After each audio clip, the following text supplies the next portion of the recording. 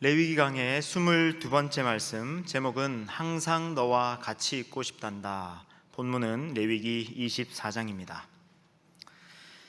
사랑하면 같이 있고 싶습니다. 안 보면 보고 싶고 생각납니다. 여러분, 연애할 때 보십시오. 자꾸 만나려고 하죠.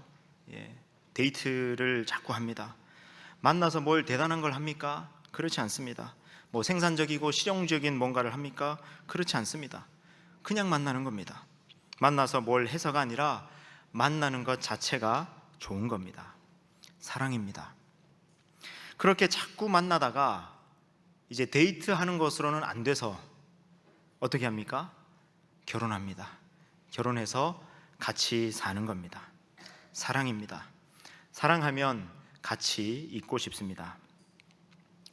여러분, 혹시 영화 엑스 마키나라는 영화를 본 적이 있습니까? 인공지능 로봇과 인간 사이에 정서적인 교감이 가능한가를 주제로 한 영화입니다. 인공지능 개발자들이 그럽니다. 인공지능에게 사람의 감정, 그 다음에 그 사랑의 마음을 참 가르치기가 어렵대요. 영화에서 여자 AI 로봇이 나오는데 남자 엔지니어가 테스트를 합니다. 이런저런 대화를 나눕니다. 그리고 저녁이 되면 남자는 자기 숙소로 퇴근을 하고 이 여자 로봇은 실험실에 남아 있습니다. 그리고 다음 날 또 대화를 시작합니다. 그런데 시간이 지나면서 그 여자 로봇과 남자 사이에 정서적인 교감이 이루어집니다. 근데 그때 이 로봇이 남자에게 이렇게 묻습니다. 이게 이 영화에서 아주 의미 있는 대사인데 이렇게 물어요. 당신은 내가 없는 곳에서도 나를 생각하나요? 이렇게 묻습니다. 뭐라 그랬다고요? 당신은 내가 없는 곳에서도 나를 생각하나요? 이것은 인공지능이 인간의 사랑을 너무나 잘 표현한 문장입니다. 사랑은 그런 겁니다. 그 사람이 없는 곳에서 그 사람이 자꾸 생각납니다. 사랑입니다. 그 일을 끝내고 왔는데 그 일이 자꾸 생각납니다. 사랑입니다. 그 장소 혹은 어떤 일 혹은 누군가가 없는 곳에서도 자꾸 생각난다면 그게 사랑입니다. 사랑은 그런 겁니다. 하나님은 사람을 사랑하십니다. 그래서 하나님은 사람과 끊임없이 같이 있고 싶어 하시고 항상 사람을 생각하십니다. 하나님이 왜 사람을 창조하셨습니까? 같이 있으려고. 하나님이 왜 사람을 구원하여 주십니까? 항상 같이 있고 싶어서. 레위기 강해를 계속 이어가고 있습니다. 여러분, 레위기는 우리가 흔히 말하는 것처럼 구약에서 제일 어려운 책, 제일 딱딱한 책이 아닙니다. 보면 볼수록, 알면 알수록 하나님의 마음이 진하게 담겨 있는 책입니다. 하나님이 어떤 분이신지를 알게 되는 책입니다. 하나님에 대해서 오해하고 있었다가도 레위기를 보면 볼수록 하나님의 본심을 깨닫게 되고 하나님을 이해하게 됩니다. 오늘 본문 레위기 24장의 전반부 1절에서 9절까지에는 성막 혹은 성전의 성소에 있는 등잔대와 진설병에 관한 말씀입니다. 등잔대와 진설병, 성소 안에 있던 어떤 그 기물들, 이렇게만 보고 넘어갈 수도 있는데 여러분, 오늘 말씀을 잘 들어보십시오. 여기에 하나님의 진한 마음이 담겨 있습니다. 여러분, 오늘 이 말씀을, 오늘 이 설교를, 이 메시지를 제가 먼저 받고 오늘 여러분과 이 말씀을 나누고 이 말씀을 선포하는 것이 얼마나 기다려졌는지 모릅니다. 성소에 있던 등잔대와 진설병이 이런 의미였구나. 여러분, 지난주에 제가 이걸 깨닫고 나서 제 가슴이 얼마나 두근거리고 설렜는지 모릅니다. 오늘 이 말씀을 통해서 여러분도 하나님의 마음, 하나님의 사랑을 가득 느낄 수 있기를 우리 주님의 이름으로 축원합니다. 자, 이걸 등잔대와 진설병을 우리가 조금 전에 본문으로 글로 읽었고, 여러분들이 지금 성경책을 펼치시고 지금 글자로 보고 계신데, 이걸 또 역시 글자로만 보면은 이게 덜 와닿기 때문에 이걸 이제 역시 그림과 사진으로 등잔대와 진설병을 한번 보시겠습니다. 화면을 보겠습니다. 이게 바로 이스라엘 백성들 광야 시절에 이스라엘 백성들 중심에 있던 성막이죠. 마당에 뜰에 번제단도 있고 물두멍도 있고 이제 더 안쪽에 들어가면 성소가 있습니다. 성소. 저 성소는요, 여러분 두꺼운 그런 그 덮개들로 4겹의 덮개들로 덮여 있습니다. 그래서 저 속은요 어떤 빛도 들어오지 않는 완전히 암막 커튼을 여러 겹 해놓은 것처럼 어떤 빛도 들어오지 않는 그런 캄캄한 곳입니다. 저 덮개를 한번 열어보겠습니다. 덮개를 열면 저 속에 성소가 있고 그 다음에 휘장을 열고 들어가면 지성소가 있습니다. 저 성소 안으로 들어가는 겁니다. 저 성소에 바로 오늘 본문에 나오는 등잔대와 진설병이 있습니다. 자, 이제 내려가 보겠습니다. 들어가 보겠습니다. 여러분 여기가 바로 성소 안인데요. 지금 대제사장이 손을 들고 있고 또 일반 제사장들이 오늘 본문대로 등잔대를 관리하면서 기름을 채우고 또 그름을 정리하고 그러고 있고, 또 오른쪽에 있는 저 제사장이 진설병상에서 진설병이라고 하는 빵을 지금 관리하고 있습니다. 일주일에 한 번씩 이 진설병 빵을 교체하거든요. 그래서 그 교체하고 그 다음에 이 아론의 아들들 제사장들이 저 진설병을 먹고 그렇게 합니다. 자, 등잔대와 진설병이 저렇게 있습니다. 가운데 휘장 가운데 있는 저기에 향단이 있고요. 저 향단 지나서 휘장 열고 들어가면 저 속에 법궤가 있는 거, 지성소가 나오는 거죠. 자, 등잔대와 진설병상이 저렇게 생겼습니다. 자, 먼저 등잔대를 보시면 이렇게 생겼어요. 등잔대에 등불이 모두 몇 개입니까? 등잔이 모두 몇 개입니까? 가운데 하나 있고 그 다음에 양옆으로 3개 있으니까 모두 7개죠. 7개의 등잔을 올려놓을 수 있는 등잔대가 있습니다. 순금으로 되어 있는 등잔대입니다. 자, 저기다가 순결한 기름을 이제 부어서 저기 불을 붙이는데 무슨 기름이냐면은 올리브유입니다. 올리브유인데 순결한 기름이니까 아마 우리가 먹는 올리브유 중에서도 여러분 제일 좋은 올리브유가 뭡니까? 엑스트라 버진 올리브유 있지 않습니까? 그거를 이제 저기다가 붓는 겁니다. 그리고 저기 붓고 그 위에다가 이제 심지를 꽂아 놓고 불을 붙이면요 아주 밝고 또 깨끗한 그런 불이 켜집니다. 저 불을 이 제사장들이 계속 관리를 하는 거예요. 왜냐하면 여러분 저 성소 안은 완전히 캄캄하다 그랬잖아요. 그래서 저 불을 켜지 않으면 아무것도 안 보입니다. 그래서 제사장들이 저기다가 기름들 채우고 또 이제 그름이 생기면 그거 정리하고 또 심지가 다 타면은 그것을 교체하기도 하고 그러는 일을 하는 거예요. 오늘 본문이 바로 그겁니다. 레위기 24장에 제사장들이 너희는 등잔을 이렇게 관리하라. 그 다음에 그 맞은편에 있는 진설병상을 한번 볼까요? 이렇게 생겼습니다. 진설병상. 2줄로 돼 있죠. 한 줄에 6개의 빵이 이렇게 쌓여 있습니다. 그럼 모두 몇 개입니까? 몇 개의 빵이 쌓여 있는 거죠? 한 줄에 6개인데 2줄. 너무 어려운 수학을 지금 말씀드리는 게 아니죠. 12개의 빵이 저기에 진설되어 있습니다. 그래서 영어로는요 쇼 브레드 테이블 이렇게 되어 있습니다. 진설병상, 진설되어 있는 빵이다 그런 뜻인데, 자 먼저 우리가 근데 이제 광야 시절에는 그랬고 이제 이스라엘 백성들이 예루살렘으로 이제 와서 성전을 지은 다음에는요 성전 속에는 저 등잔대가 10개가 있었고 진설병 상도 10개가 있습니다. 왜냐하면 훨씬 컸기 때문에 그렇습니다. 이거는 이제 성전 시대의 등잔대와 진설병 상의 모습입니다. 자, 이제 먼저 여러분 등잔대 보시죠. 오늘 본문이 2가지라 그랬죠. 등잔대와 진설병. 먼저 등잔대 보겠습니다. 이 등잔대를 히브리어로 메노라라고 합니다. 메노라. 그래서 참 아름답게 생겼는데 여러분, 근데 이 등잔대의 의미가 도대체 뭔가 하는 거죠. 여러분, 이스라엘에 가면 로마에 가면요, 여러분 포로 로마노라고 있습니다. 이 포로 로마노가 뭐냐면은 옛 고대 로마의 중심지였는데 거기에 여러분 잘 아시는 콜로세움도 있고 그렇죠. 근데 여기에 뭐가 있냐면요, 여기에 티투스 개선문이라는 문이 있습니다. 이겁니다. 근데 이 티투스 개선문 안쪽에 보면요, 안쪽 벽면에 보면 바로 여기인데, 여기에 뭐가 새겨져 있냐면은 이게 새겨져 있습니다.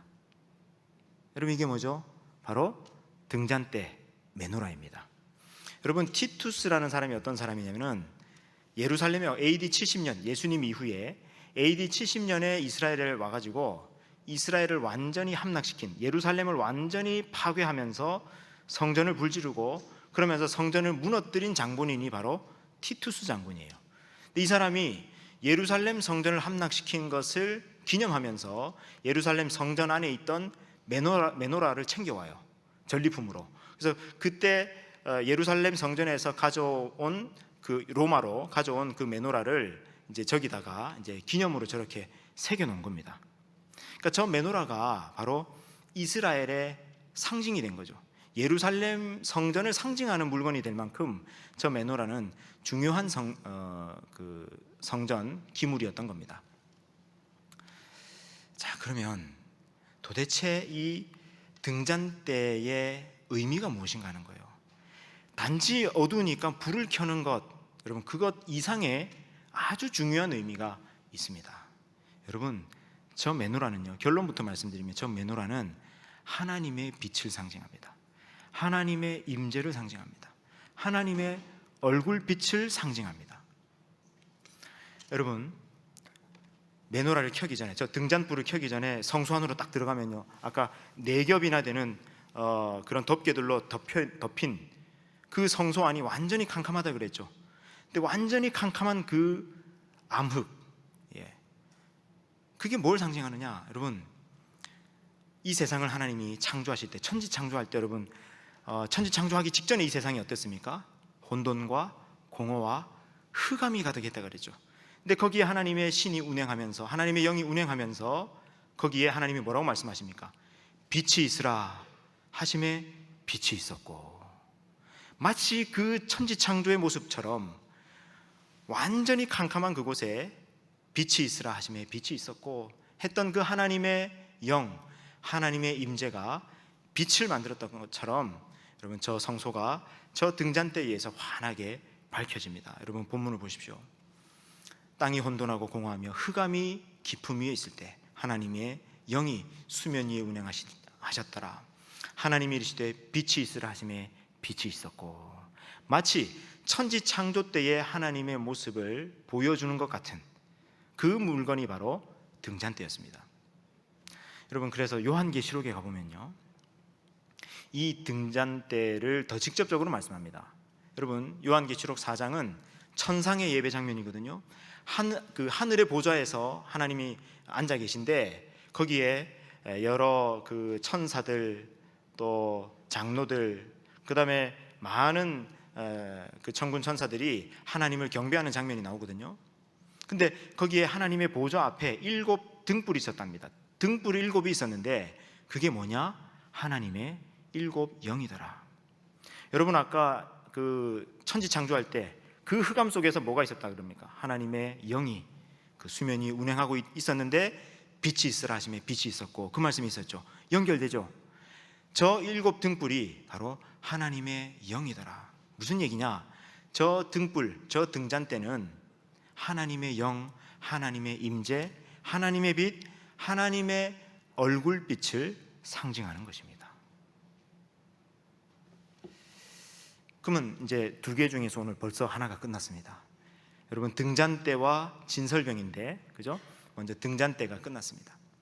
그래서 여러분, 저 등잔대가, 저 메노라가 하나님의 빛, 하나님의 임재, 하나님의 얼굴빛을 상징하기 때문에 여러분, 이스라엘 사람들은요, 이 메노라를 어마어마하게 중요한 상징물로 여깁니다. 그래서 이스라엘을 대표하는 그런 물건이 되었어요.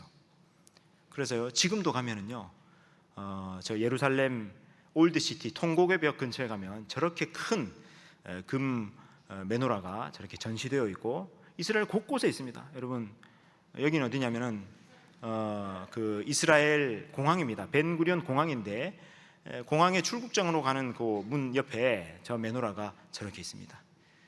제 사진을 보여드리려는 게 아니고 저 크기가 얼마나 되는지를 제가 이제 알려드리기 위해서 굳이 제 사진이 있는 것을 제가 나온 것을 이제 보여드립니다. 여러분, 저 메노라가 뭘 상징한다고요? 하나님, 하나님의 빛, 하나님의 임재, 하나님의 얼굴빛을 상징한다. 자, 첫 번째 등잔 때 끝났고 이제 진설병을 보겠습니다. 진설병. 여러분, 보통 여러분 진설병 하면은 제일 많이 볼 수 있는 그림이 이겁니다.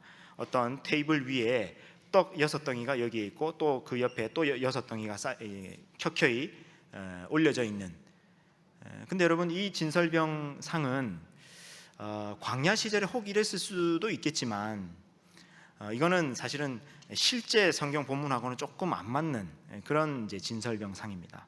왜냐하면 여러분, 성경 본문을 레위기를 자세히 보시면요, 진설병이 저거보다 훨씬 큽니다. 훨씬 크고 그 훨씬 큰 진설병을 만들 때 저렇게 그냥 쌓아두면요, 이 모양이 다 이제 이그러지고 이제 그렇게 되는 거죠. 그래서 실제 연구를 통해서 밝혀진 진설병은 이렇게 생기지 않고요, 이렇게 생겼습니다. 예. 그래서 이게 여러 역사적인 고증을 통해서 또 여러 연구들 통해서 진설병 상의 실제 모습이었을 것이라고 뒷받침되는, 추정되는 그런 모습이 바로 이겁니다. 예. 여러분, 저게요, 모형이 실제 빵을 저렇게 구운 겁니다. 예. 우리 마치 기와장을 이렇게 이렇게 거꾸로 뒤집어 놓은 것 같죠? 예. 근데 저런 식의 빵이 6개, 12개 있는 거죠. 여러분, 그래서 저 진설병을요, 요즘 실제로 진설병만 연구하는 분이 있습니다. 그래서 저걸 연구하면서 사람들에게 알려주고 또 보여주고 하는 그런 단체도 있는데요, 거기에서 실제로 진설병을 굽고 있는, 지금 반죽하고 있는 장면이에요. 여러분, 실제로 보면 이렇게 됩니다. 이 정도 사이즈가요, 진설병 하나의 사이즈입니다. 엄청 크죠? 저게 실제로 저분이 저 진설병을 엄청 열심히 연구하는 분이에요. 그래서 구워보면 저렇게 생겼는데, 여러분, 왜 이렇게 크다라고 이제 우리가 생각할 수 있냐면은 오늘 본문에 나옵니다. 5절인데요. 너는 고운 가루를 가져다가 떡 12개를 굽되 각 덩이를 10분의 2 에바로 해라.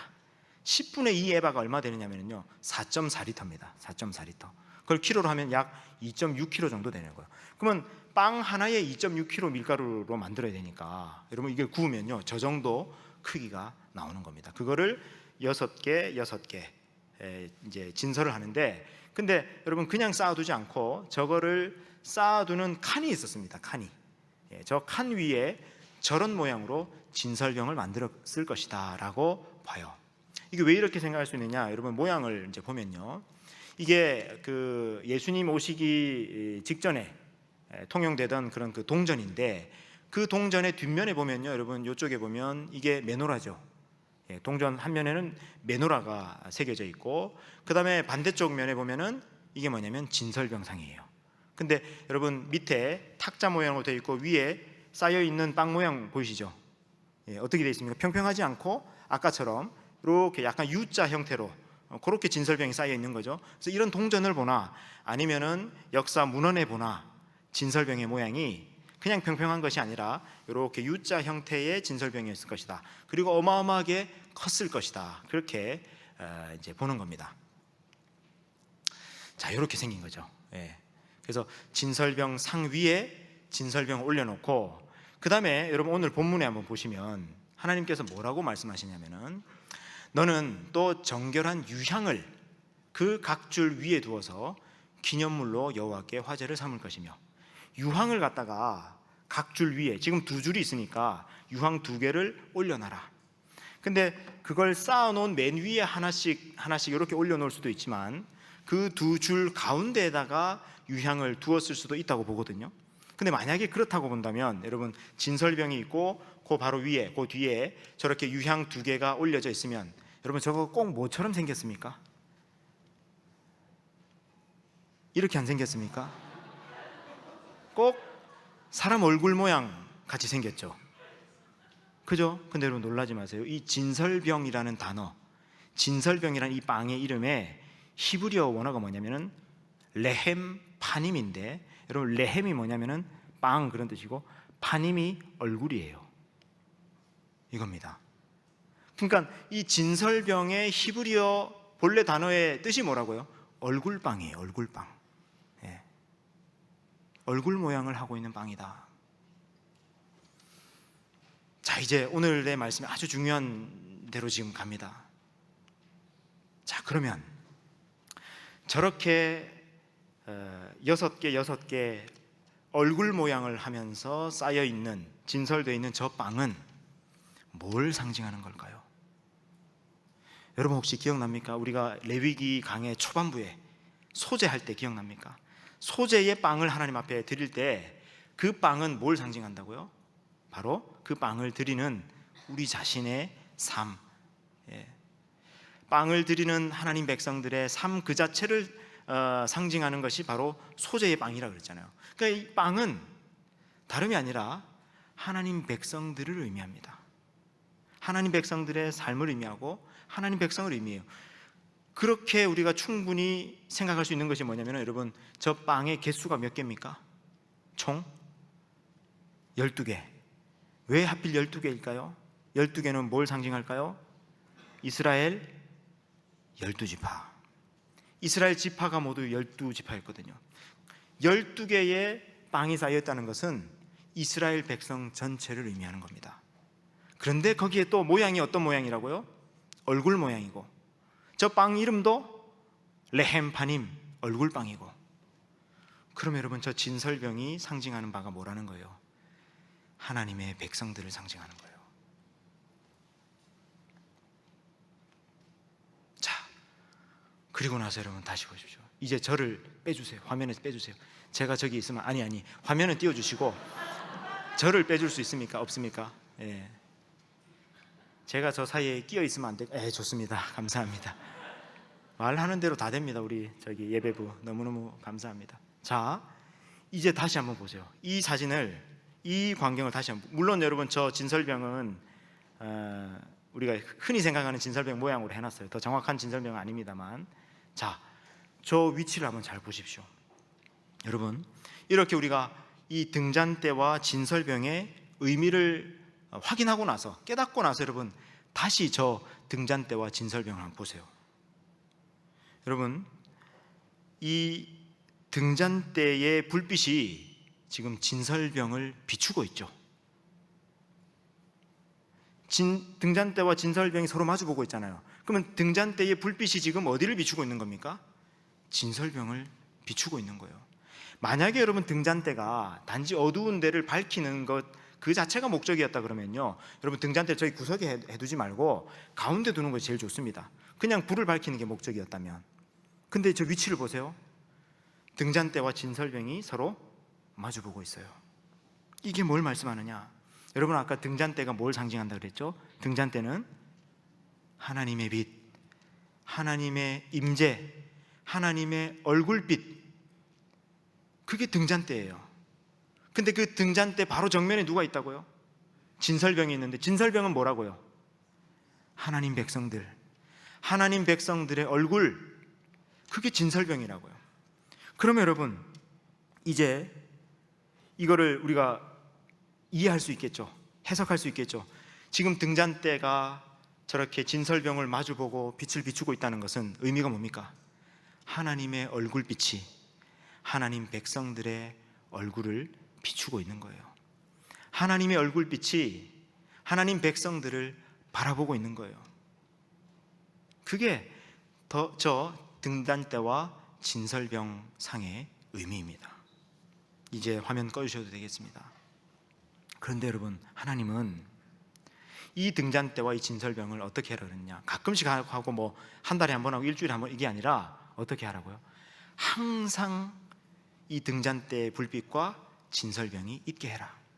여러분 보세요. 레위기 24장 2절 말씀 보십시오. 저기도 보니까 너희는 계속해서 등잔불을 켜둬라.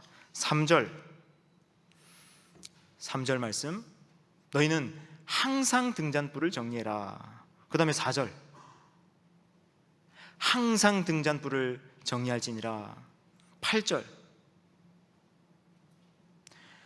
안식일마다 떡을 여호와 앞에 항상 진설할지니. 그럼 무슨 얘기입니까? 이 등잔대와 진설병은 성소 안에 항상 있게 해야 된다. 여러분, 이게 무슨 뜻입니까? 하나님의 얼굴빛이 항상 하나님의 백성들을 비추고 있다. 하나님의 얼굴이 하나님 백성들의 얼굴을 항상 바라보고 있다. 이것을 상징적으로 보여준 것이 바로 등잔대와 진설병입니다. 여러분, 본래 성막이라는 것이, 성소라는 것이 그랬습니다. 여러분, 성소가 어떤 곳입니까? 하나님과 하나님 백성이 만나는 자리예요. 출애굽기 29장 42절 43절을 보십시오. 출애굽기 29장 42절 43절 보십시오. 회막은, 다시 42절, 회막은 어떤 곳이라고요? 거기서 너희와 만나고, 43절, 내가 거기서 이스라엘 자손을 만나리니. 이게 회막이었습니다. 이게 성소였습니다. 하나님과 하나님 백성들이 만나는 만남의 장소가 바로 성소였는데, 하나님은 바로 그곳에 등잔대와 진설병을 두시면서 하나님의 얼굴빛이 항상 하나님 백성들을 비추고 있다. 이게 끊이지 않도록 해라. 항상 있도록 해라. 그걸 보여주시는 것이 등잔대와 진설병입니다. 여러분, 이 등잔대와 진설병이 오늘 우리에게 말씀하시는 그 하나님의 메시지, 하나님의 마음은 무엇입니까? 나는 항상 너와 같이 있고 싶단다. 나는 항상 너를 바라보고 있단다. 나는 항상 너를 생각하고, 나는 항상 내 얼굴빛을 내게 비추고 있단다. 바로 이 말씀입니다.